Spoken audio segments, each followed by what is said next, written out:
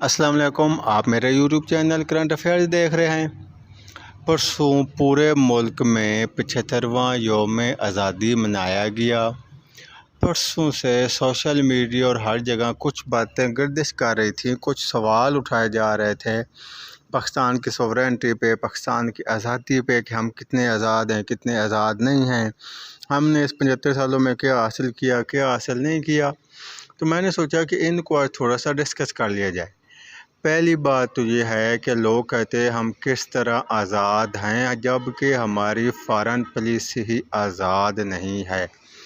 तो ये याद रख लें, ये बात ज़हन में डालें, किसी मुल्क की फ़ॉरेन पुलिस भी आज़ाद नहीं है।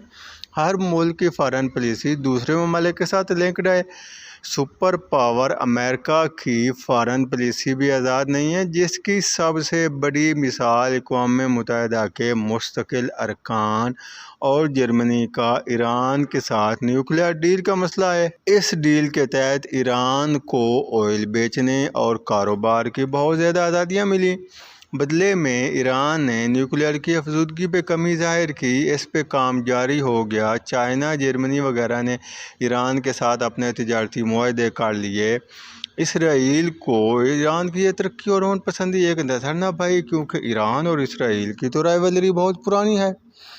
इसराइल ने यह मामला सदर ट्रंप के साथ उठाया। ट्रंप वैसे ही यहूदी निवाज था, उसकी बेटी की यहूदी के साथ शादी हुई है और वैसे भी वो कुछ ज़्यादा ही यहूदियों की फेवर करता था बाकी अमेरिकी प्रेसिडेंट से, और वो ईरान मुखालिफ भी बहुत ज़्यादा था। ट्रंप ने इसी वक्त अमेरिका को इस मुआहदे से निकाल दिया। बाकी बहुत ज़्यादा मुआहदों से और ऑर्गेनाइजेशन से अमेरिका को निकाल दिया। उनके साथ इस न्यूक्लियर डील के मुआहदे से भी अमेरिका को निकाल दिया। अमेरिका के मुआहदे से निकलते ही मुआहदा तो ऑलमोस्ट ख़त्म हो गया।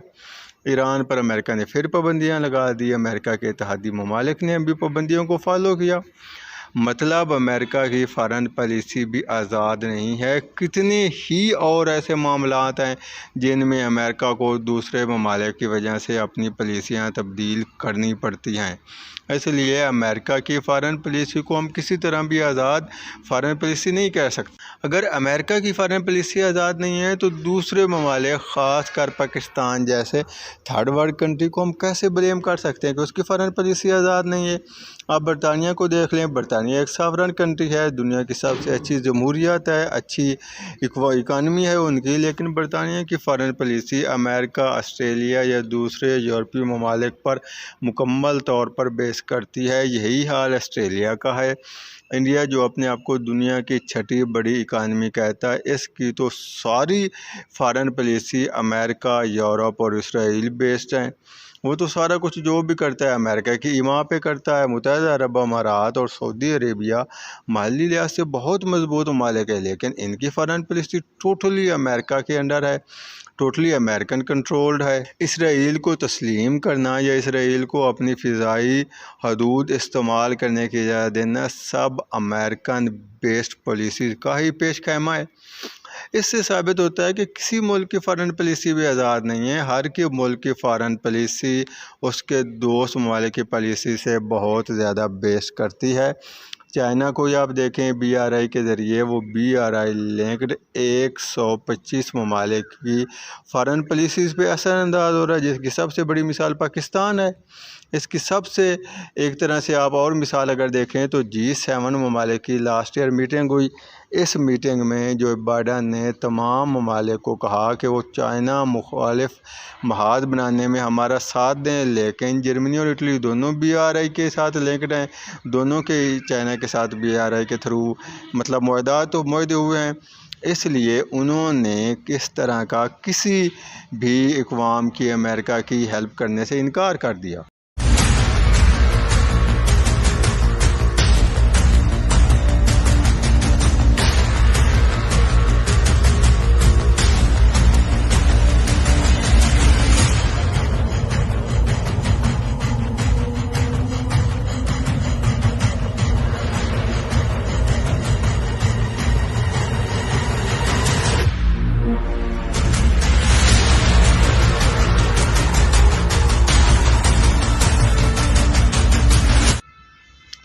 अच्छा, दूसरा जो जवाब पेश किया जाता है कि पाकिस्तान के सिक्योरिटी हालात ठीक नहीं हैं। पूरी दुनिया में आप देखें सिक्योरिटी के हालात, दहशतगर्दी के हालात बिल्कुल ऐसे ही हैं या इससे भी बदतर हैं।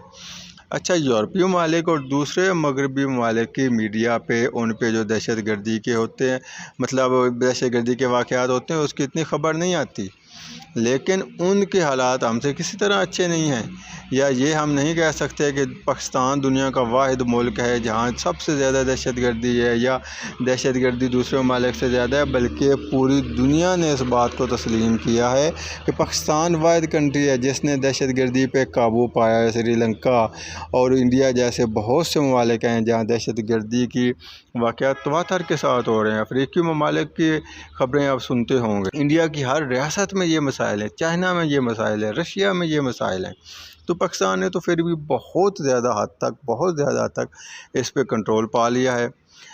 तीसरा जो जवाब पेश किया जाता है वो पाकिस्तान में आज़ादी की तहरीकें हैं, जैसे बलूचिस्तान में BLA है। आज़ादी की तहरीकों को देखा जाए तो दुनिया के तमाम ममालिक इन मसाइल से दो चार हैं। सबसे पहले हम इंडिया को देखें। नागालैंड ने अपनी आज़ादी का ऐलान कर दिया है, अपना परचम है, अपना तराना है, अपनी आर्मी है, हर लिहाज से वो इंडिया से आज़ाद हो चुके हैं। कश्मीर के हालात तो सब आपके सामने हैं, वो तो अगस्त 2019 के बाद हालात ख़राब से ख़राब तर हो गए हैं, वो सारा तो आप जानते होंगे। पंजाब खालिस्तान की तहरीक ज़ोरों पर है, उससे भी आप अवेयर होंगे। इंडिया की 2019 में से 16 जो स्टेट्स हैं, 29 में से 16 रियासतों में आज़ादी की तहरीकें चल रही हैं। चाइना में अगर दूसरी तरफ आप चाइना आ जाएं, चाइना में मुकाओ, ताइवान, हांगकांग, संक्यांग और 7 और ऐसे सूबों में आज़ादी की तहरीकें चल रही हैं। अमेरिका का यही हाल है। 1991 में रशिया से आज़ाद 14 ममालिक हुए, टोटल रशिया 15 टुकड़ों में तकसीम हुआ। इसके बावजूद वहाँ आज़ादी की तहरीकें जारी हैं। सूडान 2 हिस्सों में तकसीम हो चुका है, मशरक़ी सूडान अलग हो चुका है। इंडोनेशिया से मशरक़ी तैमूर अलग हो चुका है। तुर्की, ईरान, इराक़ में कुर्दों की आज़ादी की तहरीकें जारी हैं। ईरान, शाम में शिया सुन्नी के अलग मसाइल हैं। गर्ज़ पूरी दुनिया के तकरीबन तमाम बड़े ममालिक में ज़ोरों शोर से आज़ादी की तहरीकें जारी हैं। इसलिए अगर हम पाकिस्तान के ये मसाइल बयान करते हैं तो ये देखना होगा कि दुनिया में हालात इससे भी बदतर हैं। इन ममालिक में तो ये मसाइल कंट्रोल से बाहर हो गए हैं, लेकिन पाकिस्तान ने तो फिर भी इन मसाइल पर बहुत ज़्यादा हद तक कंट्रोल हासिल कर लिया है।